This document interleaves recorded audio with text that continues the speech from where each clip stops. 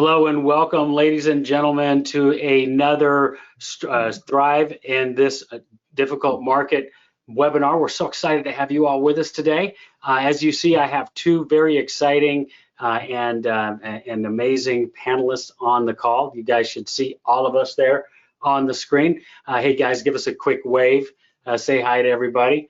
And I want to welcome you all to the Virtual Industry Contributor presentation, where we are going to tell you how you can share your expertise, those things that you are completely good at, and those things that make you excited and look forward to waking up in the morning. So we're going to talk about how you can take those skills, that knowledge, and those things and use them to help you thrive in today's market. Let's get started by introducing our panelists on today's call. I have Kimberlee Meserve and David Lewis. Kimberlee, did I pronounce that correctly? You did, yep. Super. And David, did I pronounce Lewis correctly? You got it, man. All right, we're halfway there. Super. So I'm going to let Kimberlee and David do a quick introduction of themselves and tell you a little bit about why they're here and what they're going to share with you. Kimberlee, we'll start with you. Cool. Well, thank you so much for having me on today. Just a little bit about me. I'm an agent in Boston. We serve all the greater Boston metro area. It's myself and I have a couple admins. We have a small team, and a really big focus of my business over the past year and a half since I moved to Boston. So I relocated to a new market where I didn't know anybody, has actually been through first-time homebuyer workshops. So first doing them in person, and now we've really had to switch to doing them virtually. Wow. Super.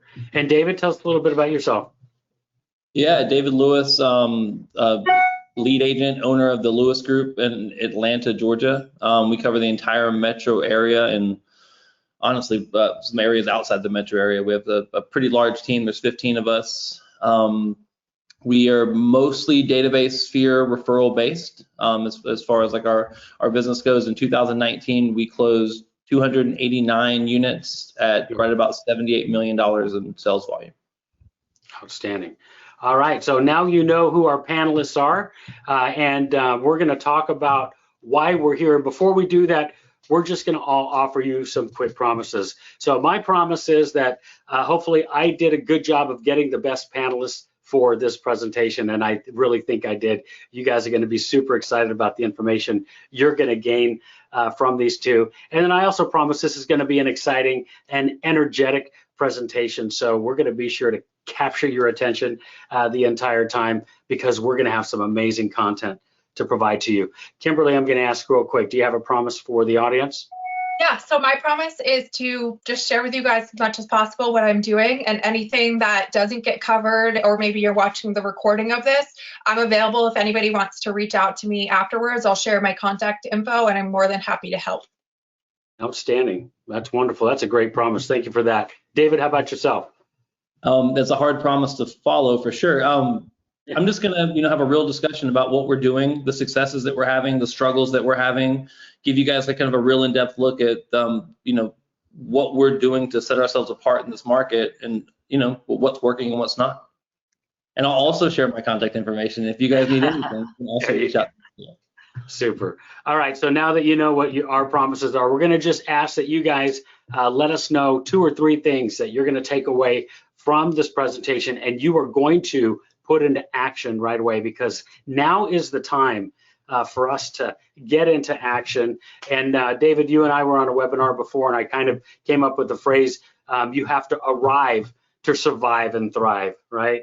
And that's what we're going to do. We're going to show you guys how to arrive by following perhaps some of these things. So we're going to talk a little bit about, like, what is your expertise? And when we're discussing what your expertise is, that means that what are those things that you do particularly well, or that you have a lot of knowledge in? So during this presentation, I want you all to start to think about, what are those things that I have that are special expertises, and we'll dive into what Kimberlee and David have discovered on their own. We're going to talk about some ways to promote that expertise, because sometimes we just have this information. We have a lot of great knowledge that we keep to ourselves. It's time to share it to the world, and we're going to share it to the world through coming from contribution.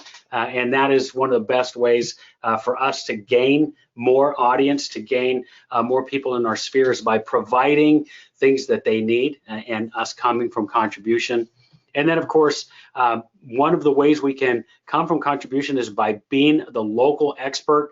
And, local expertise really just had to do with knowing what's happening in your local market. It's so much bigger than that. And let's dive into some ways that you can become the local expert, not just in the market, but the entire locality. And then number 5 is, and this is probably going to be something that we're going to be doing throughout the entire presentation, and that is discovering ideas and sharing with you all ideas that you're going to be able to take with you and move forward with so that you can definitely arrive. So let's start a little bit about what your expertise is and how to discover your expertise. And Kimberlee, when we first started this conversation, you said that you were already doing first home buyer seminars, right?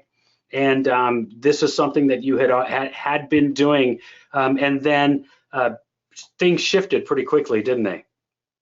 Yeah, so kind of the cornerstone of value through my business is that I always strive to provide value to my clients through education. That's just really big for me, especially just going through my first experience of buying a home before I was licensed and just kind of drawing on those experiences of like, what were the questions that I had that didn't really get answered, or things that came up that maybe weren't explained to me super well. And so I'm always thinking about that perspective and bringing it to what I'm providing for content and value to my clients.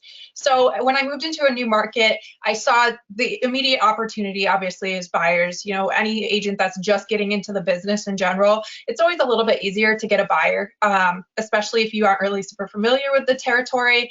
So I kind of like faked my way through it. But what I did was I did take all that knowledge that I had. Maybe I wasn't an expert on the area yet, but I did know how to walk someone through a transaction. So I took all that knowledge and I started by doing first-time homebuyer workshops. So we started doing them at a local brewery, always trying to keep the venue fun, attract the right demographic, people that I really want to be working with, and just no one really wants to go to a real estate office on a weekend, especially. So like, why not do it at a local brewery where it's a fun place for people to come and hang out? And so that was a huge success of mine in the year and a half of living in Boston. And then, of course, when all of this happened, can't really be going to a brewery right now and hanging out. So we immediately had to pivot, and we just kind of used the same system that I had been using all along of drawing traffic to those events and flipped it to a Zoom event. And so far I've done 2. They've been really successful, and I'm happy to talk more about that as well. Nice. Real estate and a brewery. It's like you were reading my diary or something. What a cool concept. And I think what you said is something that we can all take away from really easily, and that's we're all experts and buyers, aren't we? I mean, if we're a real estate agent, most of us are an expert at the very least in buyers, because those are usually the first people that we ever worked with. Yeah, exactly. And so for me, sellers a lot of times can be more of a relationship type thing unless you're really hitting the phones, prospecting hard every day, but that's very competitive in my market. So I just saw that opportunity. I wasn't going to be faced with objections of how many homes have you sold on my street? And buyers are usually a lot easier to get for a lead. So why not show them the value? And they've been awesome to work with so far, because what my goal is, I'm always providing people with the value up front through education before I'm asking anything of them. So when it does become time to ask them to sign buyer agency or anything like that, it's such a natural progression through the whole process. Super. Hey, David, tell us a little bit about what your expertise is, kind of how you discovered that. Yeah, it's hard to say like what, because in real estate we handle so much stuff, right? So many different avenues and aspects. But I would say like our biggest expertise is driving conversations. Like the basis of all real estate business is conversations, whether it be at a first-time home buyer seminar, or in the invite to a first-time home buyer seminar, or from open houses or cold calling or any of those things, right? So we in our team, like we just always drive those conversations, and the way that we found is the best way to do it is not all that different than what Kimberlee's doing. Is we're very event based, right? We do a lot of events. We always give, anytime you speak to someone, if you have 1,000 conversations, real estate conversations a week, like you'll make tons of money, right? But what is that conversation? You want to bring something of value, right? You want to ask if you can do anything for them, and you want to ask if you can do anything for anyone they know, right? Well, that being said, I think where we struggle the most is bringing value. So how much easier is it to have a conversation when you're bringing something of value, meaning that I'm inviting them to a first-time homebuyer seminar, or I'm inviting them to a Atlanta Braves game event, or I'm inviting them to, we do a bunch of brewery events. We do pop-up game nights at brewery events or at breweries. We do movie theaters. We do all of these things. So our expertise is really making sure that our team creates enough opportunity to give our agents something to talk about, right? And a lot of us are those events are the things that we do around it. Outstanding. Okay, so your expertise is looking around, seeing what you have around you, and taking advantage of that. Yeah, just creating opportunities for our agents to talk to people, right? Because a lot of people work through the same methods: circle prospecting, calling expireds, calling for sale by owners. But we know that when you call someone that likes you or knows you, or you have something to offer, your return on investment's a lot higher. Yeah. So we look for opportunities to get that higher return on investment. Okay. Let's say that we find those opportunities. We know who we're going to communicate with. How are you all handling promoting of this expertise? And I'm going to also ask in that same question, has that promotion changed very much at all, or is it the same type of promotion, maybe just a different message? Kimberlee, we'll start with you. Yeah, I'll jump in. Yeah, so I started initially through Facebook ads. I'm very big on marketing. I'm kind of a marketing nerd. I always love to learn new stuff. So I kind of feel like I've been doing Facebook ads before it became trendy, which is what everybody's doing now. And so I was going into a new market where I didn't know anybody. I wasn't going to be relying on my database to bring traffic to those events. So Facebook was a natural selection for me. And the thing that I've done that I think maybe differentiates a lot of agents that have attempted to do this is that I've actually created my first time homebuyer workshops are an event. Like I don't attach any of my own branding to it. So we call it Brews and Buying, the first time homebuyer workshop, and it has its own Facebook page. I'm not running it ads through my street property team at Keller Williams page. So I think that's a little bit more user friendly for some people because they think they're just going to this event that's for first time homebuyers. They don't think, oh, it's just going to be some agent giving me a pitch. And obviously they find out that yes, there is an agent running it, but the feedback that we get from buyers is so awesome. I've had some of these people that go to first time homebuyer workshops are like serial learners a little bit. So yeah. I've had people that are like, oh, I've been to like 3 other first time homebuyer workshops already, but this was by far the best. So I'm just driving all my Facebook traffic through the Brews and Buying page. I'm not branding it to myself or to Keller Williams. Obviously, all the if you go into the information, I have everything that's in compliance with my market center, but to first glance to the consumer, it doesn't look like it's coming from a real estate agent. And over time, it's shifted a little bit. I've relied a little bit more on my Instagram platform as I've started to get a lot of followers on there. Partnering with the brewery, we built a really awesome relationship with the brewery, and so they kind of co-market a little bit, promote for us, which has helped as well. All right, David, tell us a little bit about how you guys are promoting your expertise. Well, our promotion has definitely evolved. In the beginning, when it was our first event, or our first reason to reach out to people, we'll call them, right? Because they're not all necessarily events. It was just, man, like what can we offer people that they'd be interested, right? The question is like, how effectively would you have to market to someone that they'd be willing to pay for that marketing, right? Like, so what are we doing to bring value to them?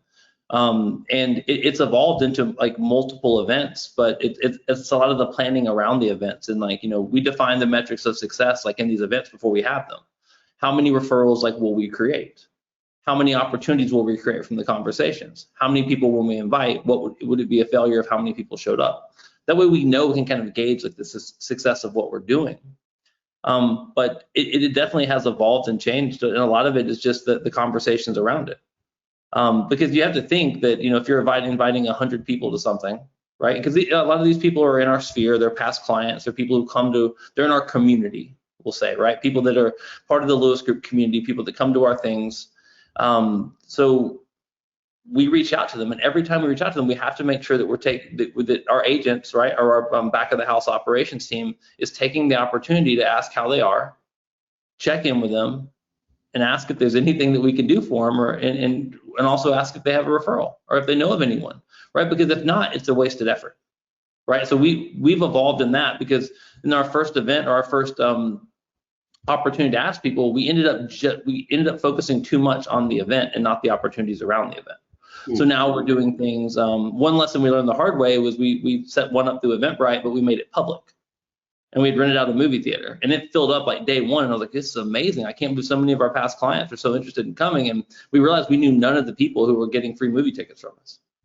So we realized we have to vet that thing and did that process. So it's definitely involved. But the biggest learning curve was making sure that the event is important for us, right? The whatever we're going to invite people to, whether it be like a VIP program or pictures in the park or any of those things, it's important.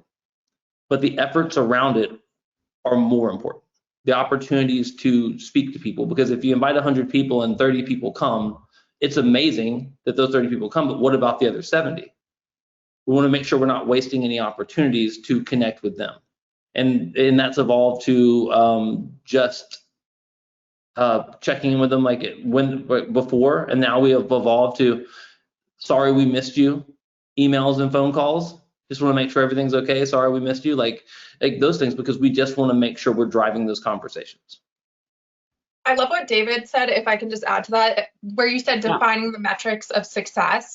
I think that's really important. And I think sometimes people just decide, I'm going to have an event, and then they have one and they're like, oh, well, that was a failure and I'm not going to do it again. And a big part of it is just defining, like, what does success look like for that event? And then challenging yourself to grow it over time and over time. So when I started doing these first time buyer events, I wasn't always having 30 people show up the first few times. But to me, defining success in the beginning was just, if I could get one buyer out of it, like, I'm still going to get a really awesome ROI on it.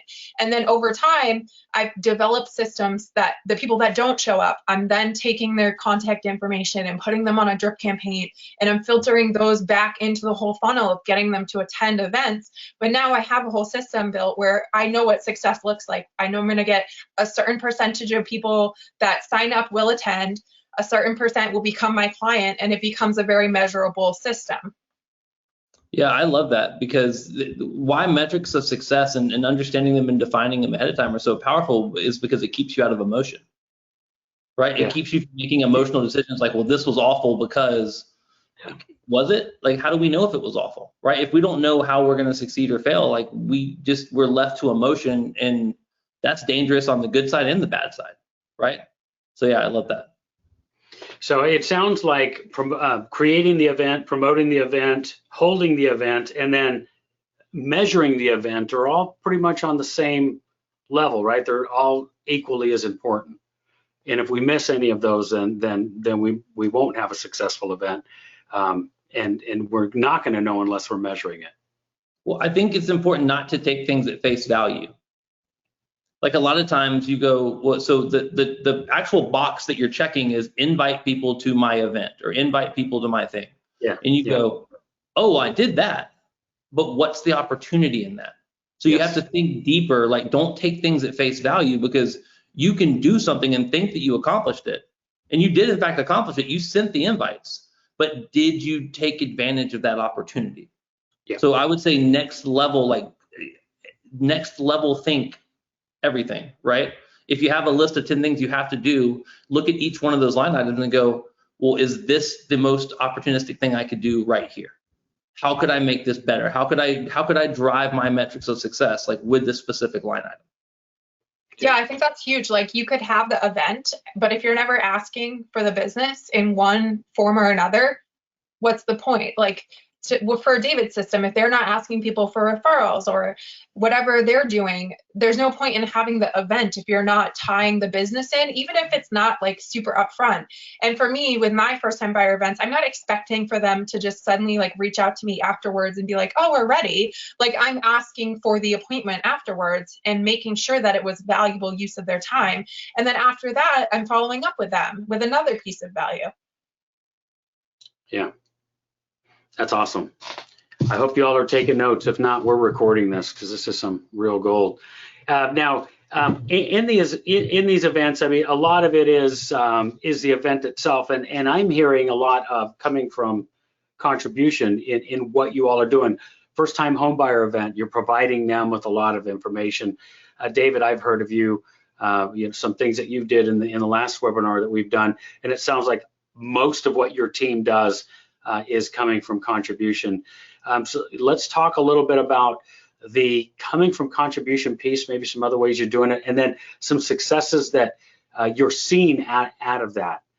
Kimberlee, we'll start with you. Yeah, so like I mentioned before, my big cornerstone in my business is to provide value through education. So that's my mission. Is we have this whole booklet we put together, my lender partner and I, that has about 20 pages, and we go through every single thing you could wonder about buying a home. Financing, what are closing costs, what about PMI, how to be competitive in the market. And I'm giving them all that valuable information before I'm ever asking for anything. So when it does become time to ask for the close, they already know, like, and trust me at that point because I'm giving them the value up front before asking for anything in return. Wow. So that's very powerful because you have them in an event already, right? That you're not marketing the business yet, so they really don't know who's putting on this first time home buyer event. I mean, really, as far as the real estate company goes, right?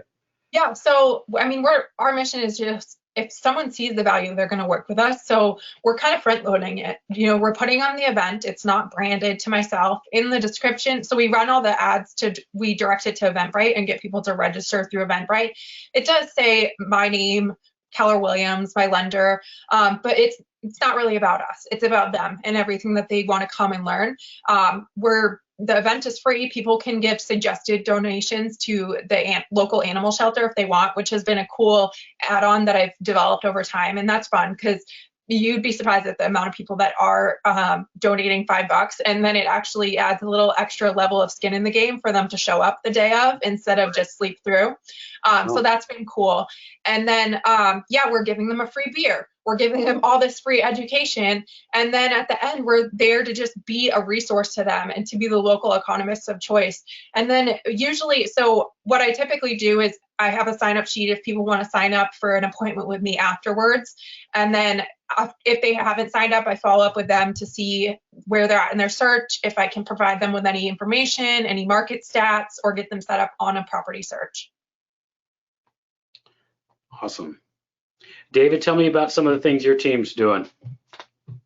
Oh man, this is my favorite thing to talk about, right? I know. So that's why you went second. Yeah. Well, so we've always wanted to come from contribution in like the biggest way, right? Part of the driving force of all of our conversations is the thing that we put the most emphasis on is the value, right? What are we bringing of value? And value can range from market statistics to specific information that they need, right? Or inviting to an event, any of those things. But as you know, like the world got a little weird a month and a half ago, depending on where you are, specifically in Georgia, where we're on like week number 4 of a little bit of chaos, right? So we had to shift because we had all these amazing events that we were going to invite people to, right? Like we had our Braves, Atlanta Braves baseball game. We had first time homebuyer seminars. We had for our VIP group, we had a wine and design group with like our go-to stager, and canceled all of it, right? So immediately on day 1, because you have to get into action on these things really fast, right? We thought, well, what can we do to still come from contribution? And the first thing we did is we started a fund. It's the TLG Gives Fund. where I personally set money aside into this account where we are able to help people. So now when we're calling people in this weirdness, because it's important to meet people like where they are. We talked about this a lot, like last time, Cavin, is that we don't want to make our traditional sales calls. Nobody specifically wants a market report right now. No, there are some people that want a market report or listing report, and there's definitely people who are looking at them, but it can't be your lead-in. So we changed our calls to, hey, how are you? How is this impacting you and your family? Is there anything I can do for you? I want to let you know about this TLG Gives Fund that we've set up. Who do you know that's being affected the worst? Who do you know that's hurting? Who do you know that needs groceries? Who do you know that needs their grass cut? Like who do you know, like who can we help? And that accomplished a couple of things, right? In all this weirdness for us, it gives our agents something to talk about and they feel really good.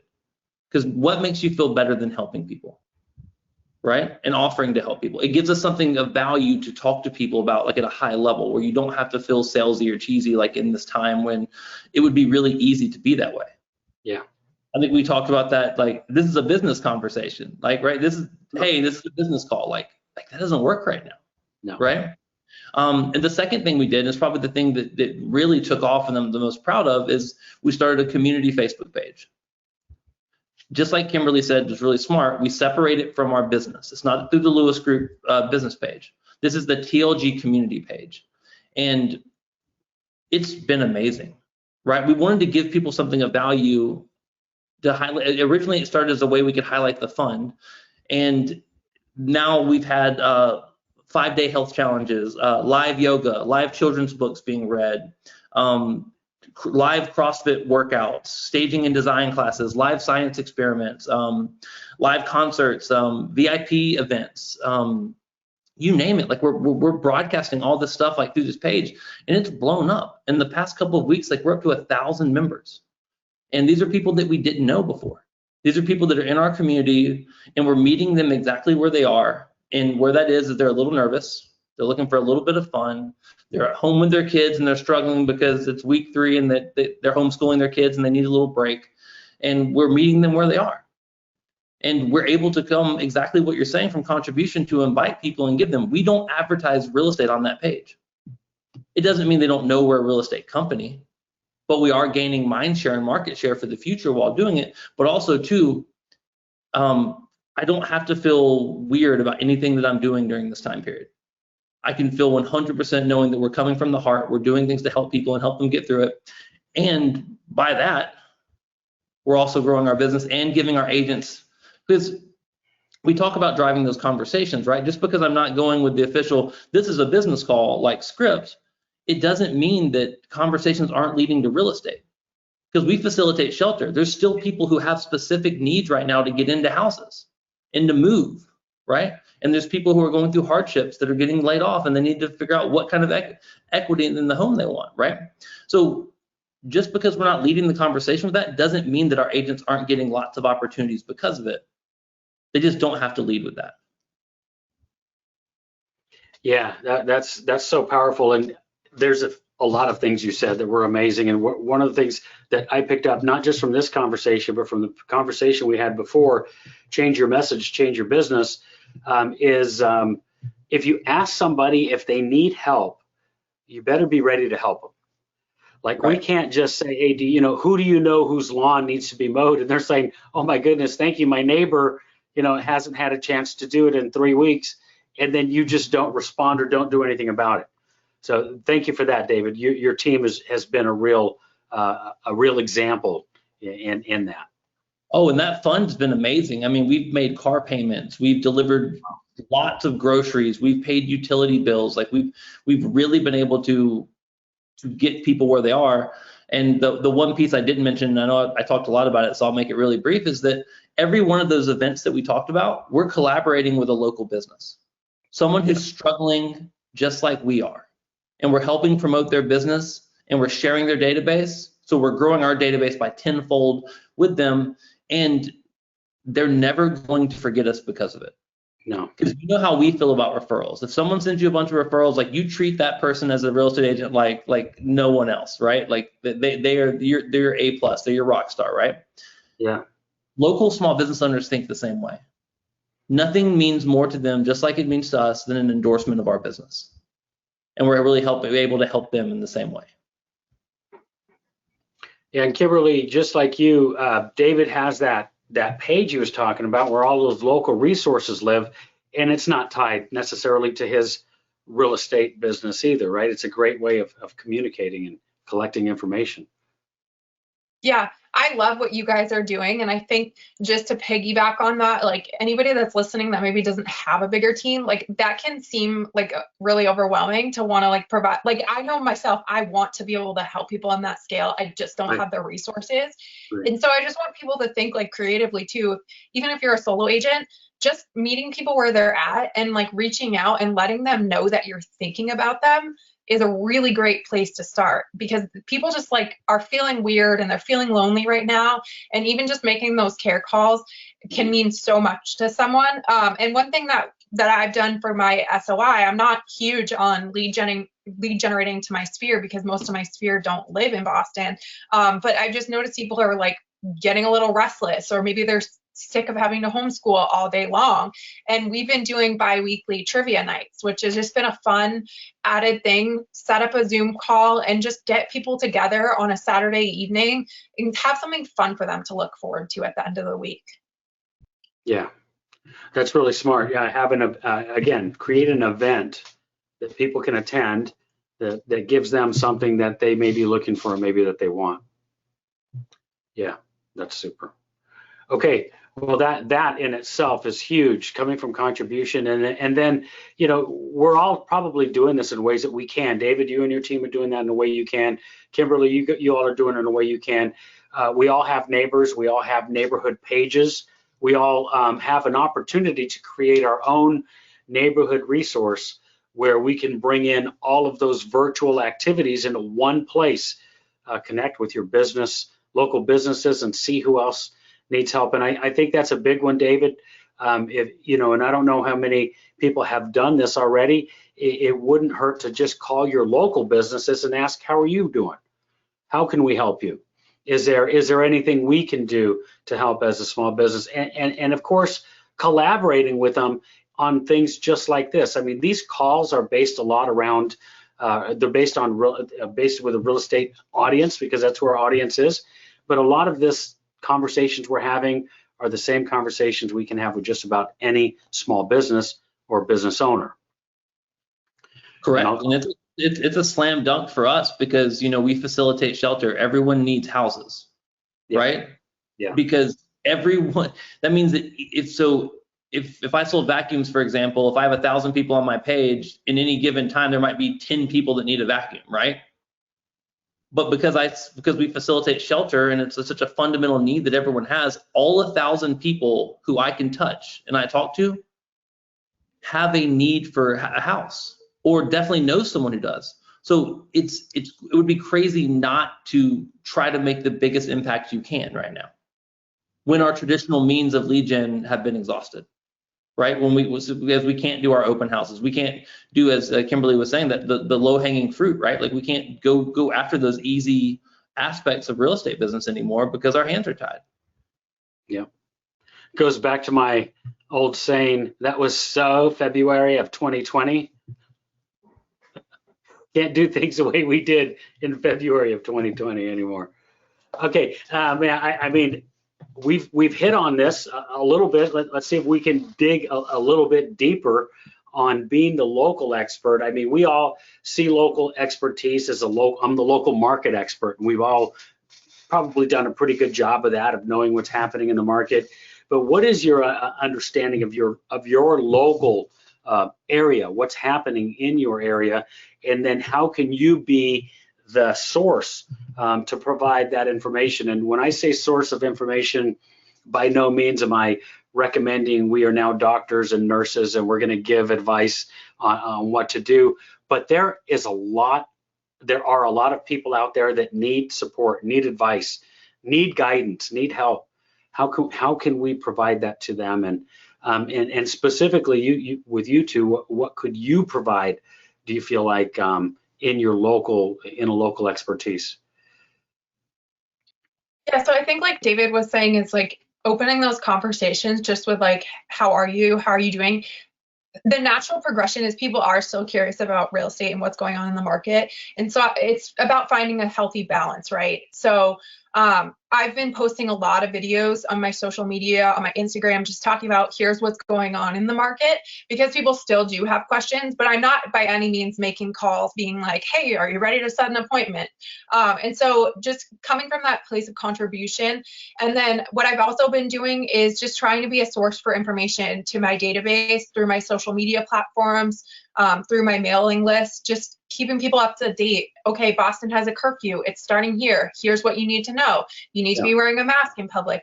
Here's the things that pertain to everybody. And I'm not pretending to be a doctor by any means, but these are just like local guidelines that everybody needs to conform to. And so I'm trying my best to be a source of information for people without diving too much into like the drama or feeding I think there's a lot of like, unfortunately, there's a lot of like fear menagering happening, and it's easy to get too sucked into the media. So my goal is to just be like, okay, quick, here's what's going on, here's what you need to know, and not diving too much into that fear.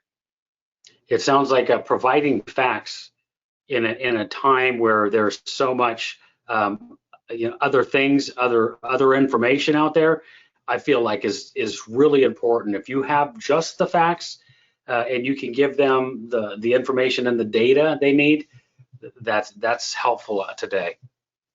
Yeah, and I think there's so much opportunity too for us to show our knowledge. A lot of agents are kind of using this as a vacation, and I've kind of used it as an opportunity to double down on my efforts, especially going back to leveraging my social media platforms, just sharing information with people, because people have questions about, is the market going to crash? Should I wait to list? Should I wait to buy?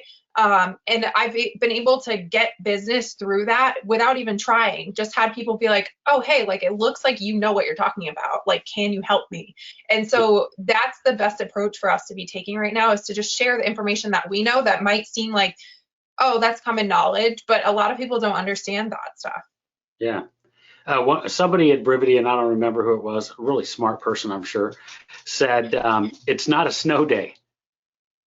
Right. I mean, it's a lot of people started it off like that. And David, I think you said it best, and hopefully I'm not stealing your thunder on this. You said, if you are doing anything the same way you did 3 weeks ago, you're already behind.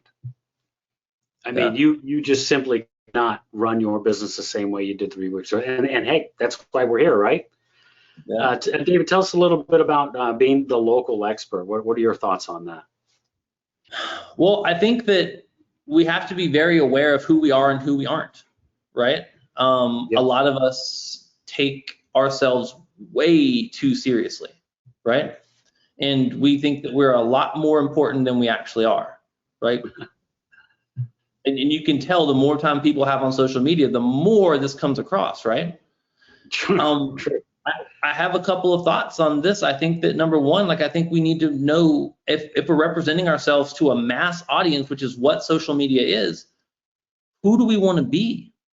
Are you a comedian or are you a professional, right? We talked about this a little bit previously, where, everyone loves a good meme. Everyone loves something to laugh, and people need to laugh right now.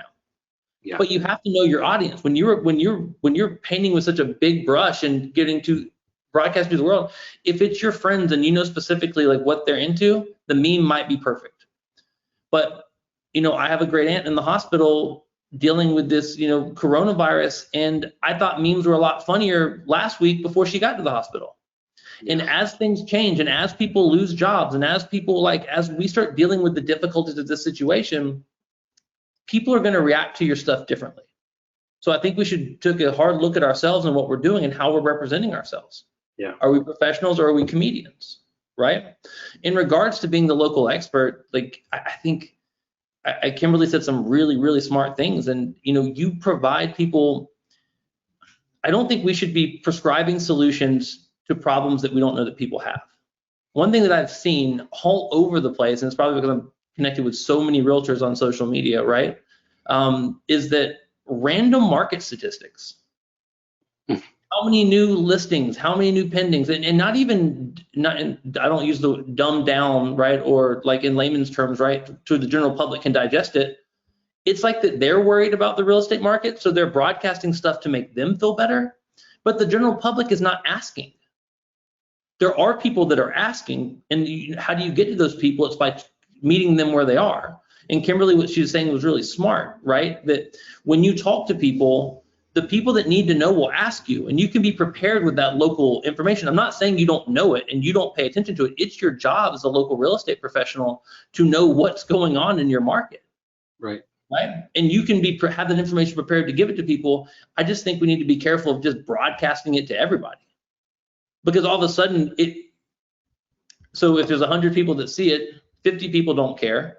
25 people think that you're being salesy in a time of need, and the other 25 are more than likely indifferent, right? Or the other 25 are realtors, right? Or, I mean, I just think we should be very careful. But like, as far as local expertise goes, like, this is the time more than anything to be hyper local.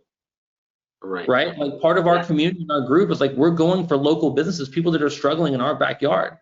Yeah. I mean, Ben Kinney's the greatest at saying that, you know, give where you live, right? I mean, he throws massive and amazing events like locally and gives everything, not everything, but he gives a lot to these local charities, right? So I think and that's part of being that local expert, right? That's that piece, right? So our focus has been hyper local focused, right? On making sure that we're doing those things. And I guess there's a very big need for market info, for knowing your market, for knowing the marketing pieces, for listing reports and market reports. And there's a really big need for those things for the people that need it. I just think that we should be very selective on our marketing, right? And what we're putting out there. I just want to add to something that you said when you mentioned like the memes and your aunt. I think it's also really important right now to be sensitive to what's going on in other markets, because there are parts of the country where they aren't having the impact to the level that other parts of the country are. And you can look pretty ignorant if you're just sitting around making jokes on social media about coronavirus or this isn't going to stop us, when you may have someone in your network that has a family member that's in the hospital. So just be really sensitive to the issues that other parts of the country are facing right now in the message that you're putting out there. Well, I think that's always the case. Like, it's important now more than ever, because we're all so sensitive to these things and we're all experiencing this thing. Also too, and just in general, like, take a look at who we are. We're not doctors. We're not political experts. Like, we're none of these things. We are simply real estate professionals. And I guess some of us might be doctors and real estate professionals. The majority, me personally, I am not. So I like to make sure that my messages are very much like not acting like I'm not, because you don't want to, like, if I could ask any realtor, hey, would you like to sell 1,000 houses this year? And then most of them would say, hell yeah, I definitely want to sell 1,000 houses, right? Well, why would you risk alienating any part of your audience? Yep. So yeah, it's really smart, Kimberlee. Yeah, such an important message now and tomorrow for sure. Okay, I would say we've given people some incredible ideas already to not only to promote your expertise. I just realized my slide said how to expertise, and I don't know if that's exactly what I meant to say, but I actually like it now that I'm looking at it. If we want to know, I want ideas on how to expertise. Tell us a little bit about some, so we have your first time home buyer seminar, Kimberlee, that I love that. David, you've talked about your social media page where you have a lot of the virtual things that are happening. Can you guys maybe give me some others, and anybody that's in the audience, I'd love to hear your ideas on expertise, how some other things that you are doing that maybe you could share with others. Yeah, I'll just add a couple ideas that I've heard. Oh, cool, there's some questions coming in. But I've heard people just being the local business expert with small business owners, and they've been interviewing them. That's a really great lead generation source right now. Is like we all have, for the most part, a pretty great marketing platform, so we can come from contribution and be in touch with those businesses. So interview local businesses, is that what you said? Yeah. Okay, and then what would those interviews, like what kinds of questions might you ask in that interview? Yeah, so especially, I mean, there's so many directions you could go with this. I think if I were personally to do it in my business right now, which this isn't a main focus for me, is I would target the restaurants that are still doing takeout and just let people know, like, hey, they're still open. This is what their hours are. This is what they're offering. This is how they're handling things safely. They're offering delivery or curbside pickup. Just be that resource like we were just talking about for your audience. Awesome. David, what are your thoughts? Do you have any ideas on expertise? Yeah. Number one, take action, right? So do something and don't just check the box, right? Like if your takeaway from this is if you hear about this amazing, and you guys can all visit it on Facebook, TLG community, give it a like, give it a share, check it out, steal my ideas, because I stole most of them in the first place, right? Like is that Tom, Larry, TLG? Yeah, TLG, the Lewis Group. The Lewis Group, yeah. Community on Facebook, right? So if you guys say that that's a great idea and you set up a page, that's not enough. Expertise is about not checking the boxes, right? You look at what other people are doing and you try to copy it, right? Which is completely fine, right? Like that's how success in business, and especially in a culture like the Brivity world, like where we all share ideas, and then for me, the Keller Williams world, where we all share ideas and collaborate. Like it's okay to copy things, but you have to next level it. Don't just check the box. Expertise doesn't come in from checks the box, right? It's going back to the invitations. Like, did I send the invitations? Check, done. No. Did I think about what my impact was with the invitations? Did I think about the particular message I was sending? Did I think about the end result? Did I think about the metrics of success that were going to define whether this was good or not, right? Expertise is in the details. So anything that we do, just don't check the box, because the people that are having success on it, they're not just checking the box. They're evaluating and problem solving. And the biggest indicator of expertise is feedback. And there's a couple of ways you can get feedback, right? You can ask people, right? Our agents on our team call every one of our clients every Thursday, and we ask the question, how am I doing? We delivered a promise of a 5-star experience. How am I doing on that? And it's a scary question to ask sometimes, right?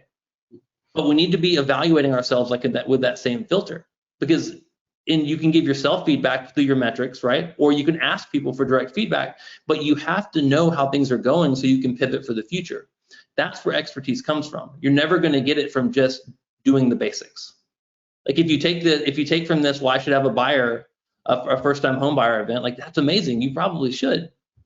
But the reason Kimberlee is so successful doing it is because she's constantly evolving and changing and taking feedback and next leveling it. If you just check the box, it isn't enough. And that's where expertise comes from.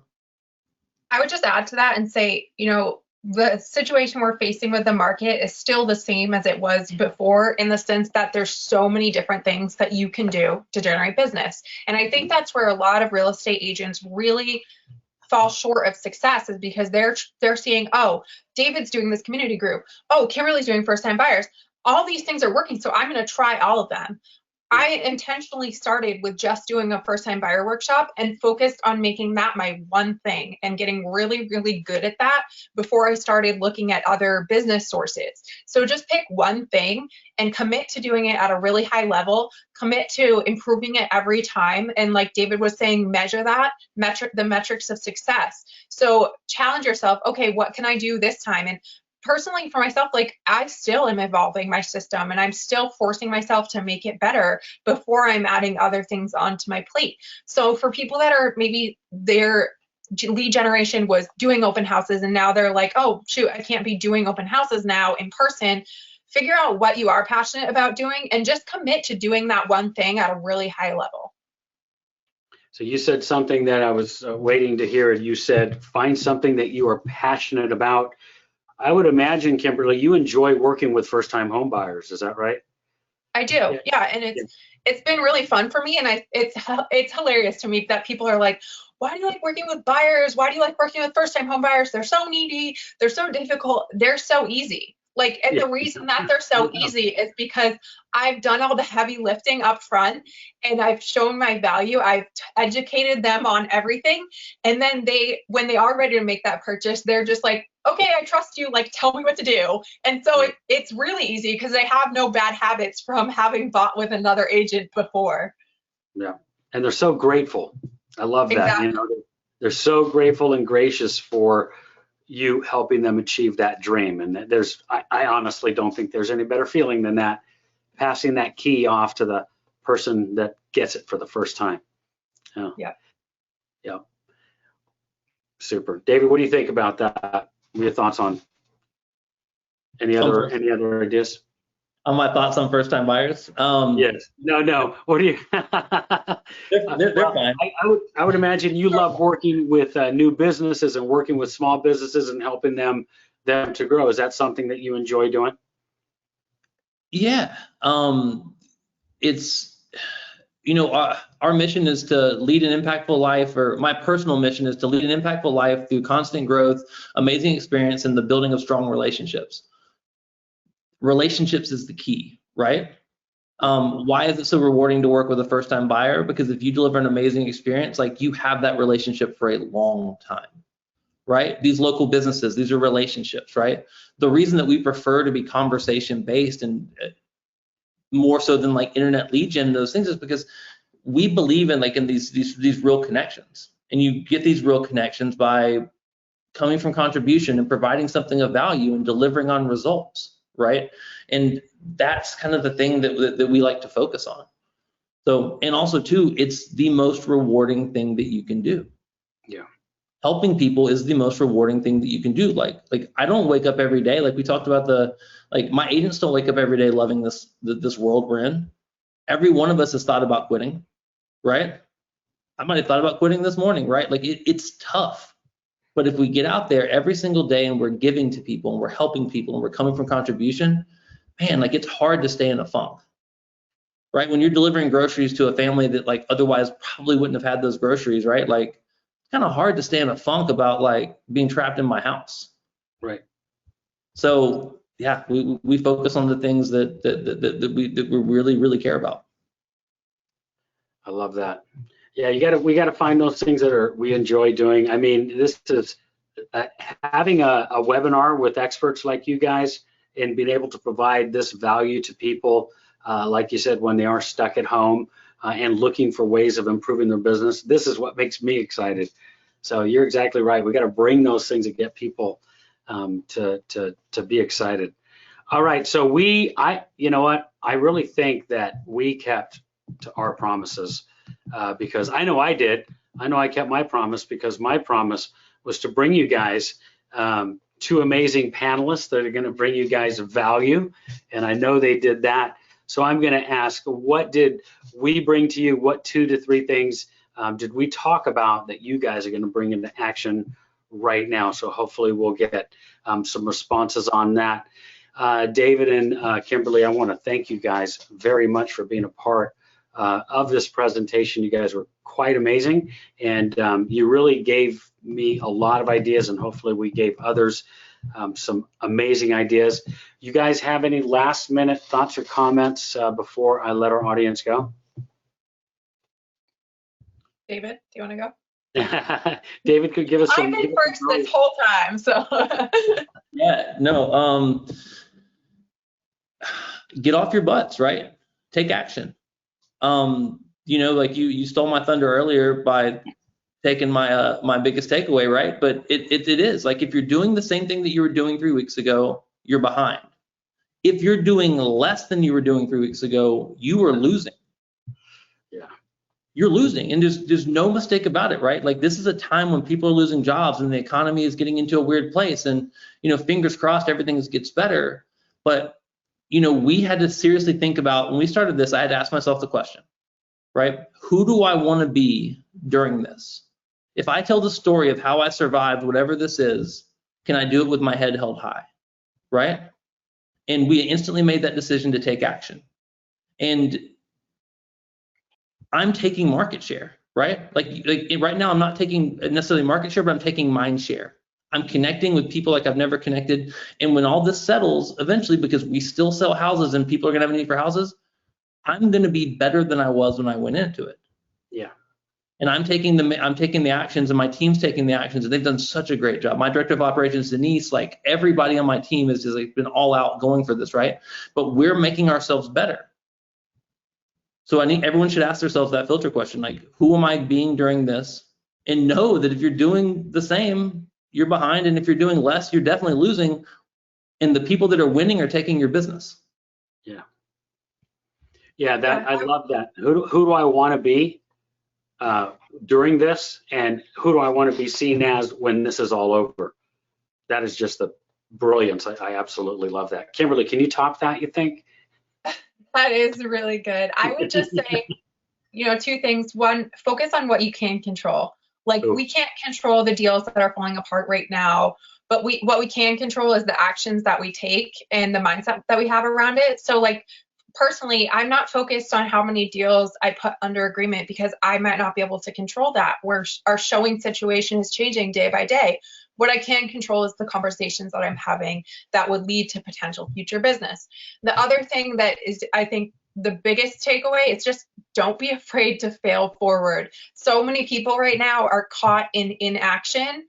And I've kind of joked about this with you last week when we were talking, Cavin. I was like, why am I suddenly the expert? Well, it's because I'm just taking action on things and figuring out what's working, and everything is moving really quickly right now. If you're sitting on your butt waiting for other people to figure it out for you, then you're going to be left in the dust. So don't be afraid to fail and fail forward, because we're all kind of in this together and figuring out this new virtual world. So just try something. What's the worst that could happen? Sure. And I love that. We all have an opportunity to create this new expertise, to improve on those things that we did, and literally add more things to our real estate resume that we never even would have considered adding before. So now, I mean, Kimberlee, you have both a live, you'll have an opportunity to do a live of first-time home buyers, and you also have the opportunity to do a virtual first-time home buyers. And the things that you've done, David, are going to be long-lasting for people in this, not only in this industry, but in their own industry, because you're really helping people out. So that's just completely awesome. You guys will notice on my screen here, you'll see in just a minute, we should be scrolling through some additional of the webinars that we will be holding. So please register on any one of those bit.ly links. You'll also get a follow-up email with a copy of this presentation, and just give me a quick chat if you want more details on any of the other classes that are going on. Kimberlee, David, you guys really just blew me out of the water. Thank you both so much for everything that you provided today and provided our audience. Cavin, I wanted to make sure I delivered on my promise of giving my contact information. Yes, do it. So if anybody wants to reach out, they can visit the Facebook page at TLG Community, like the Lewis Group, right? Or they can reach out to me at david@theLewisGroupATL.com. david@LewisGroupATL.com. The Lewis Group ATL. Atlanta. Got it. Thanks for that reminder, because that was my promise as well. Anybody who wants to reach out to me, my email address is Kimberlee. My name is spelled Kimberlee @streetpropertyteam.com, or feel free to find me on Facebook, send me a Facebook message, and I can respond to you there as well. MERMES. I'm sending them your name and your email address. Perfect. Super. Thank you so much for having us. Thank you all for being here, and we look forward to you all coming back to our presentations. Hey, continue to arrive so that you can thrive in this shifting market. Thanks, everyone.